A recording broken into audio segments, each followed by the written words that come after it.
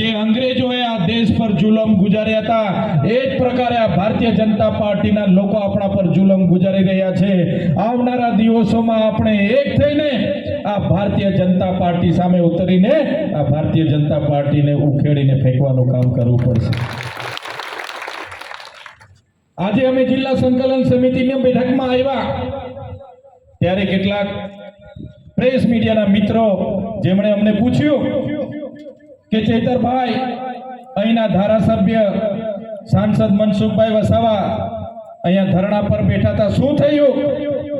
મેં કીધું ભાઈ, એમની પાર્ટી જાણે ને એમનું કામ જાણે, અમારું કામ તો લોકોની સેવા કરવાનું છે.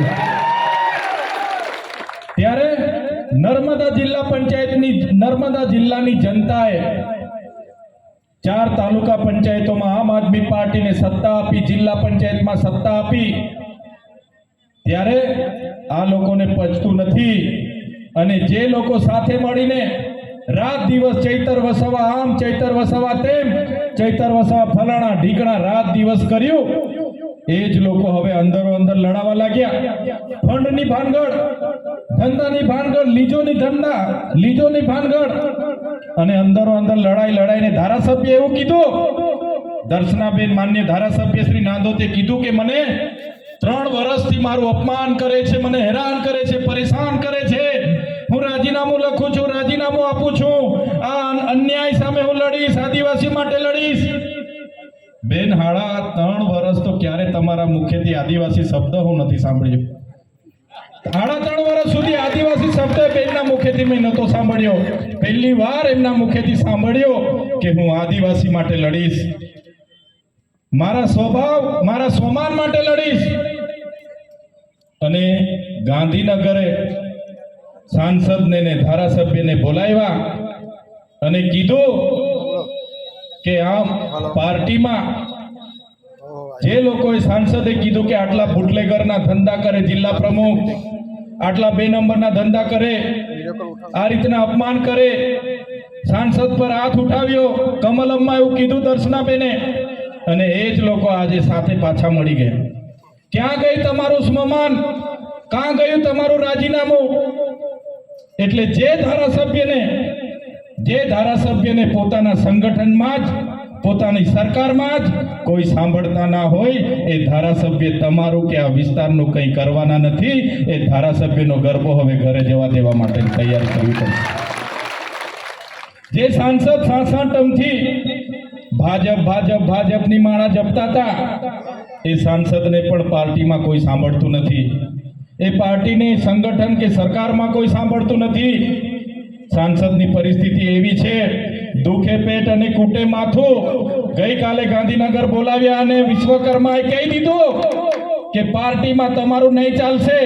ત્યારે અમે તો આગળ પણ કહેતા હતા કે ભારતીય જનતા પાર્ટી એક એવી પાર્ટી છે કે જેમાં આદિવાસી સમાજ, ગરીબ, ખેડૂત એની નથી ચાલતું.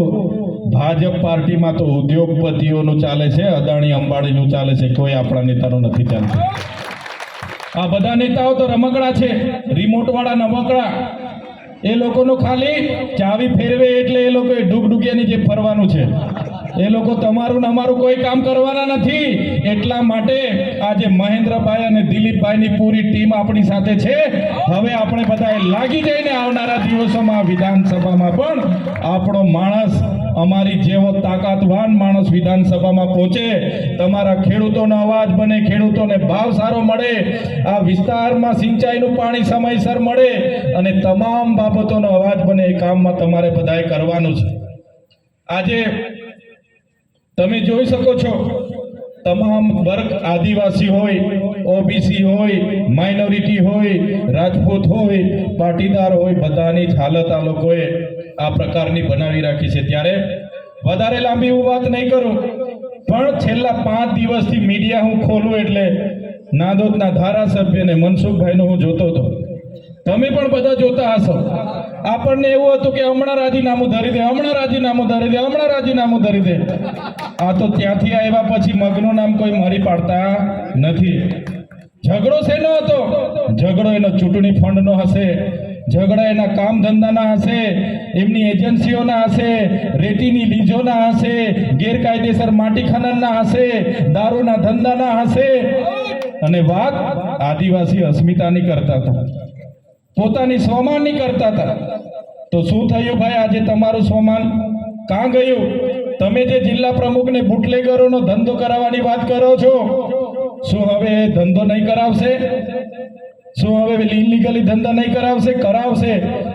તો એટલું તો માની લીધું કે એક ધારાસભ્યને એક સાંસદનું જે પાર્ટીમાં ના ચાલતું હોય તો એ પાર્ટીમાં રહેવાનો કોઈ મતલબ નથી. અને આ વિસ્તારમાં જે પણ લોકો કામ કરતા હશે એમને પણ તમે કહેજો કે હવે પરિવર્તનની લહેર ચાલી ગઈ છે, હવે બદલાવ લાવવાનો છે. ત્યારે આવનારા દિવસોમાં એ લોકોને પણ કહેજો કે હવે આમ આદમી પાર્ટીને લઈને આગળ વધવાનું છે અને પૂરી તાકાતથી આપણે બધા સાથે રહીને આ વિસ્તારમાં ભાજપની ઉખેડીને ફેંકવાની છે.